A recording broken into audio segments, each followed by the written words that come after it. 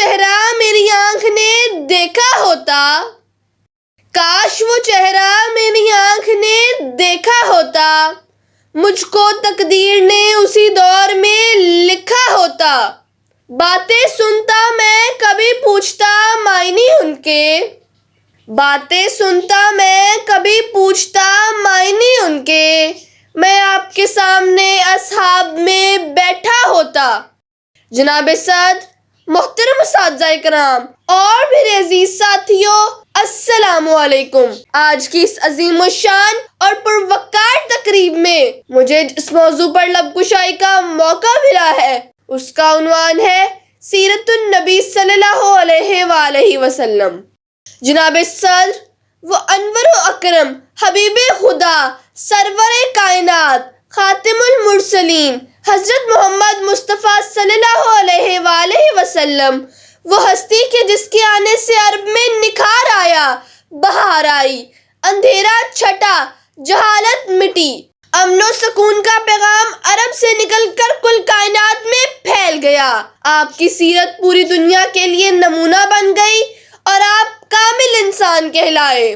وہ شمع اجالا جس نے کیا 40 برس تک غاروں میں، وہ شمع اجالا جس نے کیا 40 برس تک غاروں میں، ایک روز چمکنے والی تھی کل دنیا کے درباروں میں۔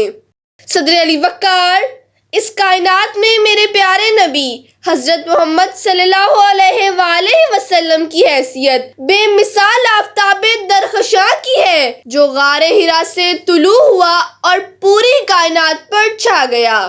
آپ کائنات کی عظیم شخصیت ہیں جس کی نظیر ازل سے ابد تک ممکن نہیں۔ آپ بے مثال نیر اعظم ہیں۔ جس طرح سورج نکلتا ہے تو موجودات عالم کی ہر چیز کو روشن کر دیتا ہے، اسی طرح آسمان روحانیت کا نیر اعظم انسانوں کے قلب و نظر کو منور کر رہا ہے۔ وہ دانائے سبل ختم الرسل مولائے کل، وہ دانائے سبل ختم الرسل مولائے کل کہ جس نے غبار راہ کو بخشا فروغ وادی سینا۔ جناب صدر، حضرت محمد مصطفیٰ صلی اللہ علیہ وآلہ وسلم نے کفر کی تاریکی کو نور سعادت میں تبدیل کیا، جہالت کے اندھیروں کو ختم کر کے دلوں کو ایمان کی روشنی سے منور کیا۔ آپ نے اپنے اخلاق حسنہ کی دولت سے تڑپتی انسانیت کی غمخواری کی، اپنے ازلی و ابدی دشمنوں کو پتھر کے جواب میں محبت اور ہمدردی کا گلدستہ پیش کیا، نفرت کے اندھیروں میں الفت کی شمع روشن کی، آپس میں تفرقہ بازی اور عداوت کو ختم کر کے پیار اور بھائی چارے کی مثال قائم کی۔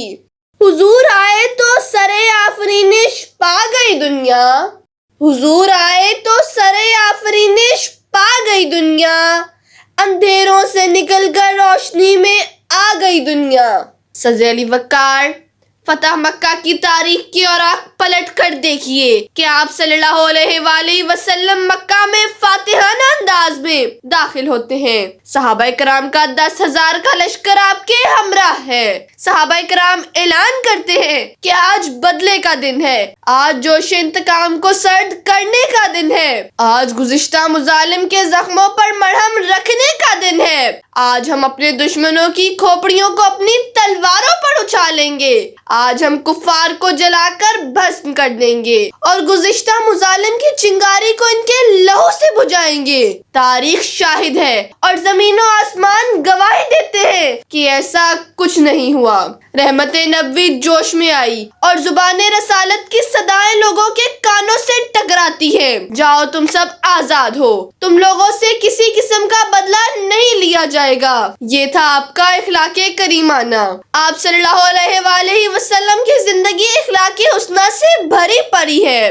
جناب صدر، ہمیں اخلاق کی تعلیم دوسروں کو بھی دینی چاہیے اور خود بھی عمل کرنا چاہیے، کیونکہ نبی کریم صلی اللہ علیہ وآلہ وسلم کے اخلاق حسنہ اپنانے سے ہمارا معیار زندگی بلند ہوگا۔ مشکل تھے راستے آسان ہو گئے، مشکل تھے راستے آسان ہو گئے، دشمن یہ دیکھ کر حیران ہو گئے، رکھا میرے نبی نے دنیا میں جب قدم، رکھا میرے نبی نے دنیا میں جب قدم، پتھر بھی کلمہ پڑھ کر مسلمان ہو گئے۔ شکریہ۔